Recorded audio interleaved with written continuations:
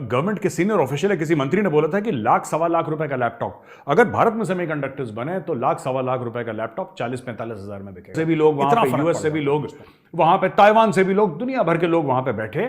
ये कहते हैं कि सिर्फ ये बात नहीं है कि इंडिया को चिप्स चाहिए सेमीकंडक्टर के, बात ये नहीं है, बात ये है कि वर्ल्ड को ट्रस्टेड पार्टनर चाहिए सप्लाई चेन। ये चक्कर क्या है ट्रस्टेड पार्टनर का? ये किसकी ओर इशारा कर रहे हैं आप सोचिए और कमेंट्स में लिखिए किसकी तरफ इशारा कर रहे हैं। अगर भारत ट्रस्टेड पार्टनर है, जो कि मोदी जी कह रहे हैं कि भारत को, दुनिया को एक ट्रस्टेड पार्टनर चाहिए भारत में, तो कौन ऐसा है जो ट्रस्टेड पार्टनर नहीं है?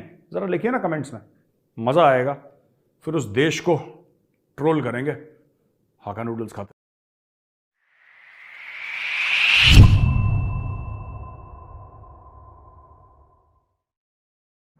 और अभी जापान जो है वो इंडिया में इन्वेस्ट करेगा सेमीकंडक्टर में। अमेरिका ने $825 मिलियन की इन्वेस्टमेंट उसने एग्री किया है कि गुजरात में करेंगे। अब बात कर लेते डॉक्टर साहब पाकिस्तान की, तो इंडिया में बहुत बड़े बड़े प्रोजेक्ट्स आ रहे हैं, पूरी दुनिया जो है इंडिया में इन्वेस्टमेंट कर रही है। अभी मोदी जी जब इस इवेंट में उन्होंने पार्टिसिपेट किया, उन्होंने कहा ये सही टाइम है और यही टाइम है।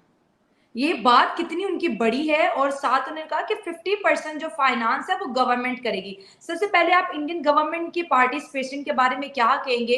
क्योंकि हर प्रोजेक्ट जो इंडिया में आ रहे हैं या कोई भी इन्वेस्टमेंट इंडिया में आ रहे हैं वो किसी लोन पे नहीं आ रही, किसी इंटरेस्ट पे नहीं आ रही, बल्कि इंडियन गवर्नमेंट की पार्टिसिपेशन से आ रही है।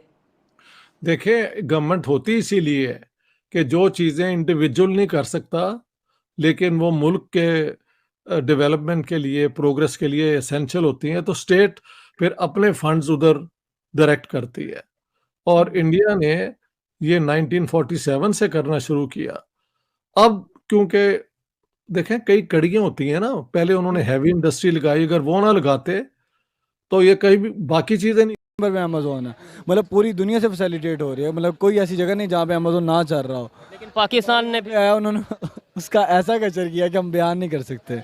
अस्सलाम वालेकुम। वालेकुम अस्सलाम। आपका नाम? वलीद। वलीद भाई, आप ये काम करते हैं अपना सेमीकंडक्टर चिप्स वगैरह का, या ये थोड़ा सा बताइएगा ये क्या क्या चीज़ें पड़ी? ये स्टूडेंट प्रोजेक्ट से रिलेटेड सामान होता है। इसमें आपके डिफरेंट आर्डिनो प्रोजेक्ट्स हो गए या कोई भी आपके different types project, like 4 wheel car होगी जिस टाइप, एंड आप इसमें कोई भी स्टेप, वो जो आपने स्टेयर्स के लिए हवाले से देखा होगा, जब आप किसी स्टेयर के ऊपर स्टेप रखते हैं तो लाइट्स ऑन होती है, उसमें आपकी ये चीज़ें यूज़ हो। चिप्स वगैरह हैं, इसके अलावा आईसी हैं, इस तरीके से ट्रांजिस्टर्स हैं। मुझे ये बताएं, ये पाकिस्तान से ही आप ख़रीद के आगे सेल करते हैं या बाहर से? नहीं, ये चाइना से सारी इंपोर्ट्स होती हैं। यहाँ पे पाकिस्तान में ये मेड नहीं हो सकती। रीज़न उसकी यही है कि पाकिस्तान में अगर इसकी कॉस्ट लगाई जाए तो जितने की हमें चाइना से मिलती है उससे डबल पाकिस्तान में मेक होके कॉस्ट बढ़ जाती है। इसमें क्या वजह है? देखें, सोचने वाली बात है, अगर चाइना बना के अपना बिजनेस करके फिर हमें बेच सकता है, फ़ायदा लेके हमें दे सकता है, तो हम अगर यहाँ पे बनाएंगे तो डबल कैसे पड़े? रीज़न उसकी ये है, अगर इसको भी वो बनाने पे आए ना तो इसकी आईसीज भी उन्होंने